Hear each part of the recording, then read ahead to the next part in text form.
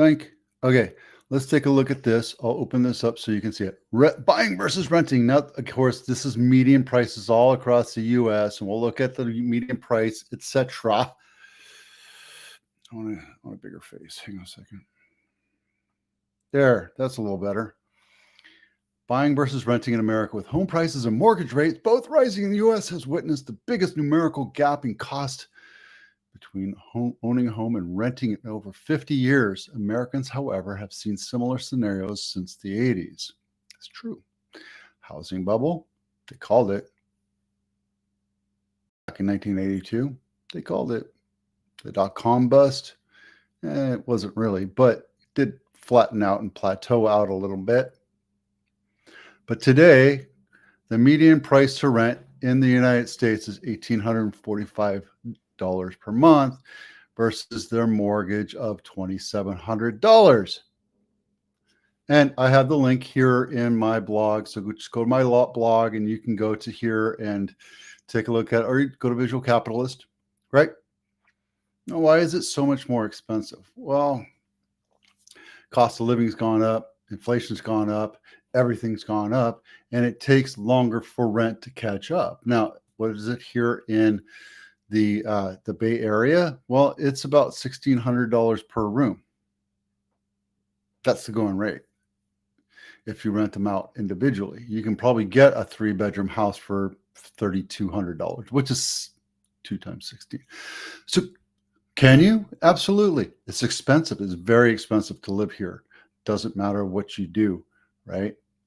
However, if you bought $1 million house and put 20% down, you're looking at $5,600, $5,700 a month. Why are people still moving here and buying houses?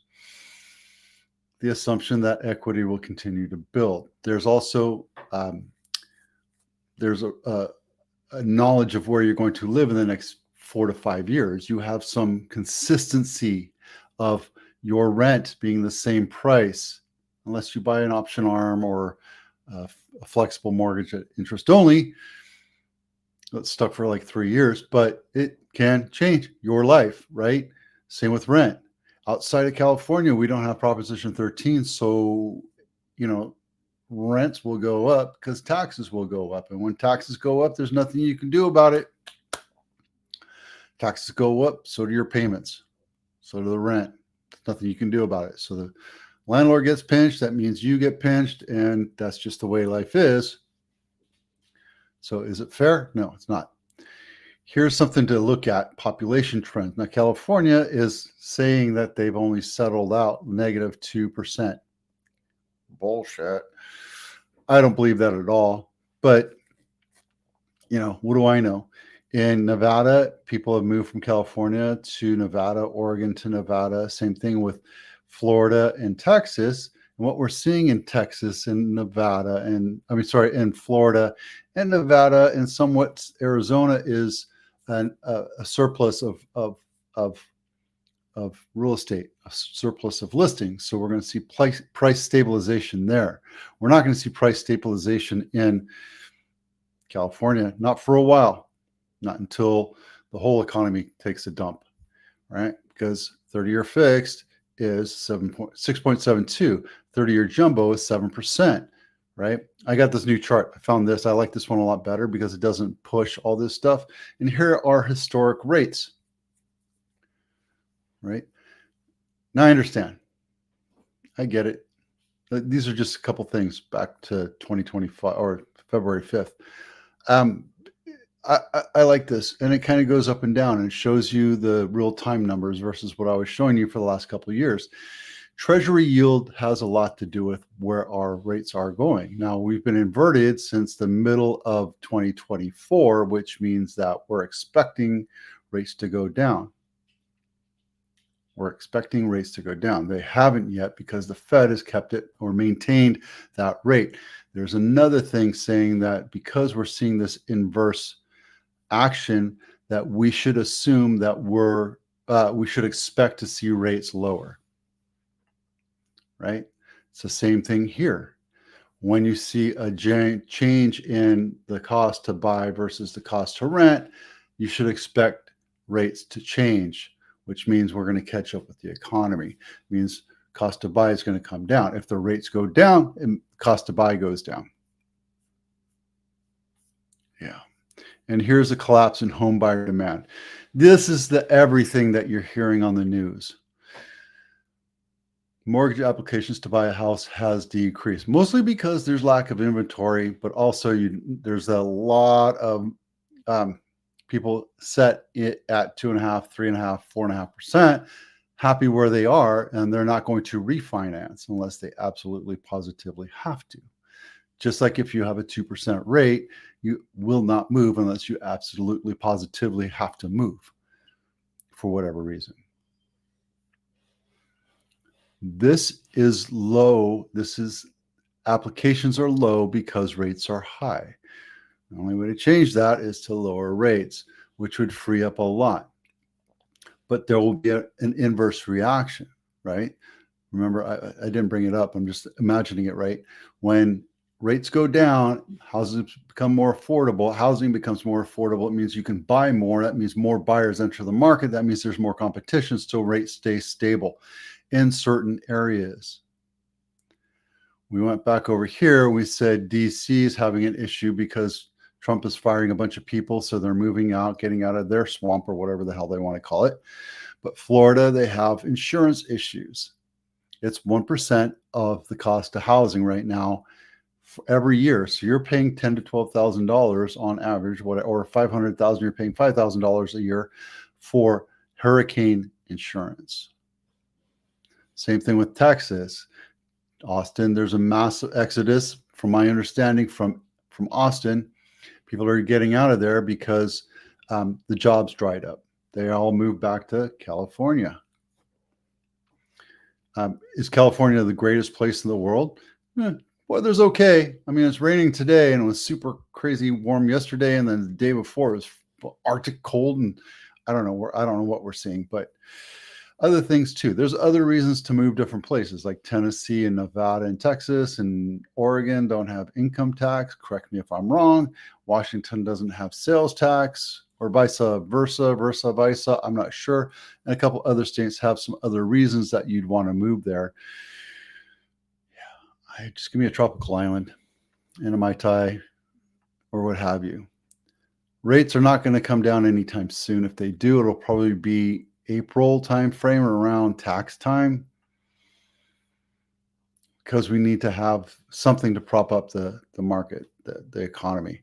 This is just 2 or 3% of the GDP, right? We have a global war on terrorism that's now in Ukraine and Syria and all in Israel, and I mean, we have an almost $1 trillion a year military budget in the U.S. And that's not going to go away soon. And no matter what, if you're a war hawk or not, if you believe in war and believe in defending the other people, that's totally up to you. But it's a train that is moving, and it's very heavy, and it's going to be hard to stop. I'll tell you that right now. Leave it at that. So T-bills are coming in a little bit higher than normal. That's good. That means we're seeing an inversion. If you're thinking about selling, if you're thinking about moving out of California or moving down the street or moving to another town, give me a call. Drop this home inspection checklist. Get your repairs done right now, because it takes time to get stuff fixed. You can't call up a handyman and expect this honey-do list to be done in 2 days. It's going to take a while. Right now, they're strapped. They're busy. We're assuming that we're going to see a big change in inventory in the next couple months. We're right in the beginning of the selling season, March, April, May. We're expecting things to happen. My handyman's busy. My landscaper is busy, and my painter's busy, and I'm trying to choke them in for my listings right now and trying to get them going, but it's just taking time because they're busy. Tell you that months ago. I said back in November, December, if you're thinking about selling in March, April, May, get your honey-do list started right now. REOs, we have 219 whole REOs, or bank-owned properties, in the Bay Area I mean, in all of California. We don't have anything in Santa Clara County, San Mateo County. We have San Francisco, but in Alameda County, it kind of gets a little rich up in Antioch and Oakland. But yeah, if you're looking at a good price or a good deal, don't expect a good deal on these because these things get snapped up really quick, especially in San Jose. Homes near Apple. Did I do Clifton? I think I did Clifton. I did this earlier this morning, so this is such a standard basic floor plan of a house. Is funny because $3 million for 1,500 square feet, it just boggles my mind, but it's true.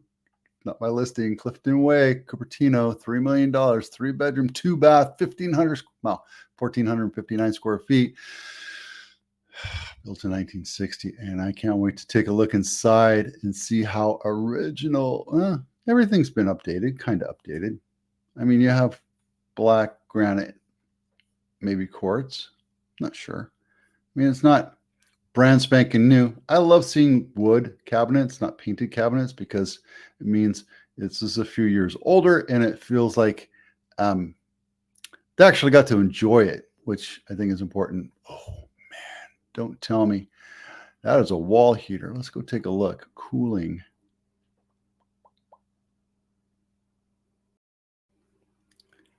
Cooling. Doesn't say anything. Oh, ceiling fan. $3 million and you don't even get an air conditioner. Thank you very much. Boggles my mind. I'm going to keep an eye on this one. We're going to see how this one does, because I would hate to see that thing go for $3 million. That would be crazy. Mountain View Home of the Week. I think it was this guy right here, not this one right here. And the reason why I picked it is because it's newish and it's one of those high density homes. And it's walking distance to Castro still, but you still get freeway noise. 3-bedroom, 3 and 2 half baths, 2 and 1 half bath. This is Iris Drive, Mountain View, not my listing. 1,800 square feet for $2.2 million, and it's been on market 7 days. And again, you get to actually stroll down to Castro Street, have a nice dinner, and stroll back home. There you go.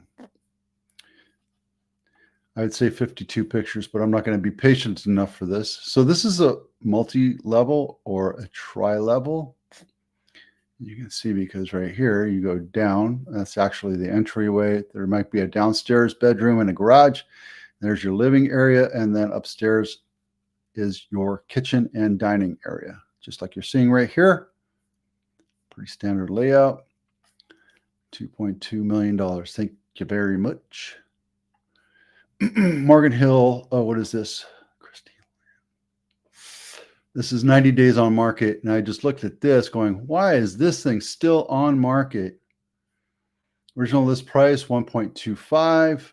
This is 4-bedroom, 3 full bath, 1,600 square feet, $1.15 million. Original list is 2.25. Not my listing, Christy Lynn. Not Christy Lane, but Christy Lynn. Yes, it looks like it's a single family house, but let's take a look. Attached. That's why. It's attached. Yeah. And there's also an HOA.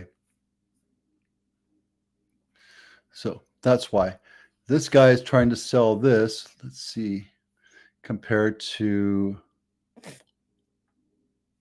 Oh, I know it's Morgan Hill, so. But Vito, everything else in Morgan Hill is expensive. Not really. There's another 4-bedroom, 2-bath. I want to say 16 to 1,800 for about the same price. And it's detached. So be very careful. When it says half, that's a halfplex. I got one of those coming up. So it's very important when you do something that's unique, when you have something that's unique, like a halfplex or an attached unit, it's going to take a little bit longer to sell. Got to be patient with it, and you got to price it right, because if you don't price it right, it'll just sit there and you're going to be on 211 days and think your agent's an idiot. So don't do that. 40 days on market, we have 88. 90 days on market, we have 48. REO in the Bay Area, 12 Bay Area counties, we have 68. In all of California, we have 217. We have same story, no inventory. It's the beginning of the market. We should be full flood right now. We should be at least 3/4 B. I have a feeling that it'll just catch wind around April.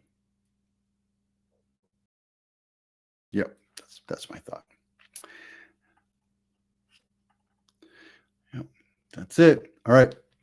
Thanks for watching. I'm Vito with Abitano. We'll see you out there.